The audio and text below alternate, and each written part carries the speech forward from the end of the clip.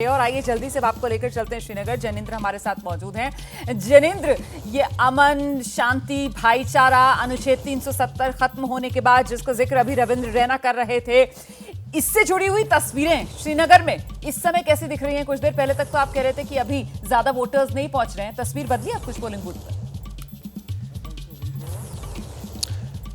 बिल्कुल रोमाना, मैं उस समय में हबा कदल इलाके में था, वहां पर बहुत चहल पहल सुबह के वक्त में नहीं नजर आ रही थी। इस वक्त मैं लाल चौक कॉन्स्टिट्यूंसी के शिवपुरा इलाके में हूं और यहां पर मतदान केंद्र पर पूरा रंग जो वोटिंग के दिन का होता है वो हमें नजर आ रहा है। पोलिंग एजेंट से लेकर के तमाम मतदान करने के बाद मतदाता हमसे बात करने का इंतजार कर रहे हैं, अंदर वोटर्स जो है वो वोट डालने का इंतजार कर रहे हैं। पूरी चहल पहल एक मतदान केंद्र के आसपास जो होती है मतदान के दिन, वो यहाँ पर नजर आ रही है और सुरक्षा जबरदस्त है। और वाकई में जो बदली हुई तस्वीर है वो हमें यहाँ पर साफ तौर पर महसूस होती है। जो मतदान, सर आप आज ही हमसे बात करिए, मतदान के बाद आप लोग अपने निशान दिखा दीजिए और ये बदले हुए माहौल में इस तरफ कैमरे की तरफ, बदले हुए माहौल में जो विधानसभा का चुनाव हो रहा है, क्या क्या इश्यूज हैं और किस तरीके का माहौल आप चुनाव वोटिंग को लेकर के किस तरीके का उत्साह? बहुत सारे इश्यूज है, इशू एक नहीं है, बहुत सारे हैं। यहाँ डेवलपमेंट का इशू है, यहाँ बेरोजगारी का इशू है, यहाँ बहुत सारे इश्यूज है। और सबसे बड़ा इशू ये था कि हमारी लोकल एडमिनिस्ट्रेशन यहाँ थी नहीं।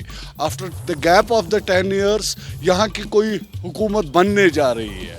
यही वजह है कि इतना उत्साह है वोटरों में? पहले फेज में हमने देखा 60% से ज्यादा मतदान हुआ। मेनली तो यही वजह है क्योंकि यहाँ पे जो दावे किए जा रहे थे कि यहाँ पे डेवलपमेंट हो गई है, बहुत सारे चीज़ों के दावे किए जा रहे थे। ये लोगों का वो जो मीन्स वो अंदर एक नामों की परीक्षा का दिन है। आपका नाम बताइए और आपने किस मुद्दे पर वोट डाला?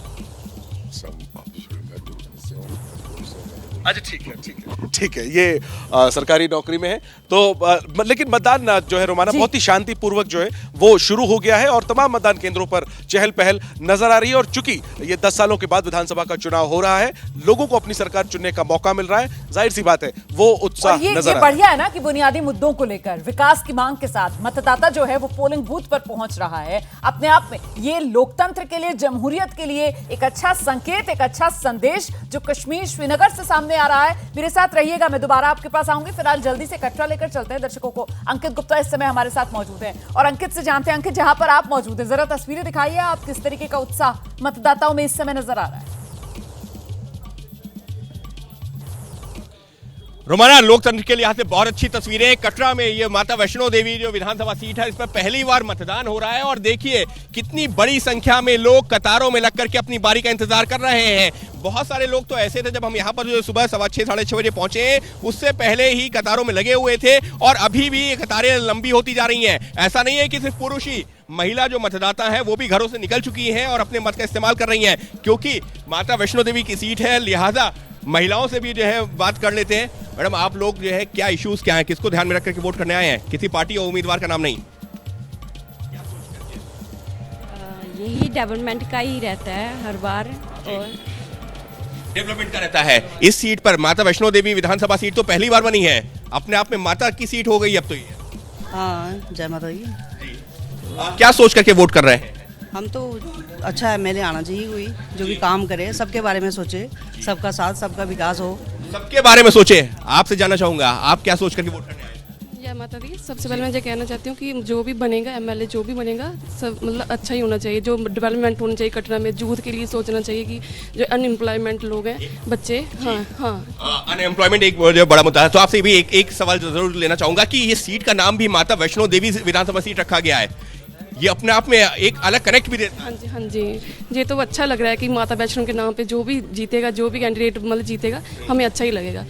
आपसे अच्छा कुछ नहीं तो, लेकिन जो है रोमाना, यही एक अच्छी तस्वीर है। पुरुष मतदाता हो, महिला मतदाता हो, अपनी बारी का इंतजार कर रहे हैं और हो भी क्यों ना, जम्मू कश्मीर में 10 साल बाद ये चुनाव हो रहे हैं और जो मतदान प्रतिशत है पहले चरण का, वो भी इशारा कर रहा है कि लोग कितने ज्यादा उत्साहित हैं। और जो जम्मू की तस्वीरें हैं, जहां पर माता वैष्णो देवी विधानसभा सीट की यहाँ की तस्वीरें हैं, वो तो निश्चित तौर पर उत्साह बढ़ाने वाली, क्योंकि माता का दरबार त्रिकूट पहाड़ी पर और नीचे उनके भक्त जो कटरा में इस वक्त मौजूद हैं देखिए ना कितनी वो कर सुंदर रहे सी हैं अपने तस्वीरें मत का निकल कर इस्तेमाल। आती हैं और जो विविधता है भारत की उसी को ये दर्शाती हैं कि अगर माता वैष्णो देवी सीट पर जहां अंकित मौजूद है वहां पर जो वोटर्स मौजूद हैं वो किस तरीके से जय माता दी के साथ अपनी बात की शुरुआत कर रहे हैं। मैं जल्दी से अब लेकर चलती हूँ आपको कश्मीर रीजन बडगाम से। आसिफ कुरैशी हमारे साथ मौजूद हैं और आसिफ, अगर घाटी की बात की जाए तो इस रीजन की 15 सीटें आज जहां पर वोट डाले जा रहे हैं, कुल मिलाकर यहाँ का पूरा सियासी गुणाभाग क्या नजर आ रहा है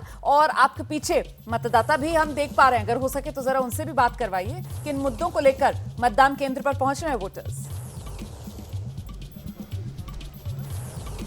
बिल्कुल रोमाना, देखिए दूसरे चरण में हम इस समय बडगाम में मौजूद हैं और यहाँ पे जब सुबह सुबह हम पहुंचे थे तो मतदान केंद्र खाली था, लेकिन अब लंबी लंबी कतारें यहाँ पे बनना भी शुरू हो गया। हालांकि सुबह का समय है, जो पहले पुरुष मतदाता है वो ज्यादातर यहाँ पे वोट डालने के लिए आ रहे हैं और जैसे जैसे दिन बढ़ेगा तो महिला मतदाता भी यहाँ पे आना शुरू हो जाएगी। बडगाम सीट इसलिए महत्वपूर्ण है क्योंकि यहाँ से उम्मीदवार पूर्व मुख्यमंत्री और नेशनल कॉन्फ्रेंस के उपाध्यक्ष उमर अब्दुल्ला है, 2 सीट से लड़ रहे हैं, गांदरबल और बडगाम से भी। यहाँ पे कुछ मतदाता हैं, इनसे बात करने की कोशिश करते हैं। आपका नाम? नहीं जी, आपका नाम? आप यहाँ पीछे लीजिए। आपका नाम? पीछे है ना? पीछे। आप अख्तर। क्या वोट डालने के लिए हाँ आए हैं? जी। तो क्या मुद्दे हैं जिसके आप आज वोट डालेंगे? ये बोले आपका नाम? जी माजिद। माजिद, आप वोट डालने आ रहे हैं? जी हाँ। तो किस मुद्दे पे आज वोट डाल रहे हैं आप? बस ये कि जो जुल्म यहाँ पे हो रहा है उसको पीछे धकेलना है हमें, और कुछ नहीं, बाकी हमें कुछ नहीं चाहिए। कुछ नहीं चाहिए? बाकी तो यहाँ पे हमें अमन चाहिए और कुछ नहीं चाहिए। सब इकट्ठे रहने चाहिए, हर किसी को अपना अपना हक है वोट डालें, हम भी वोट डालेंगे वैसे ही।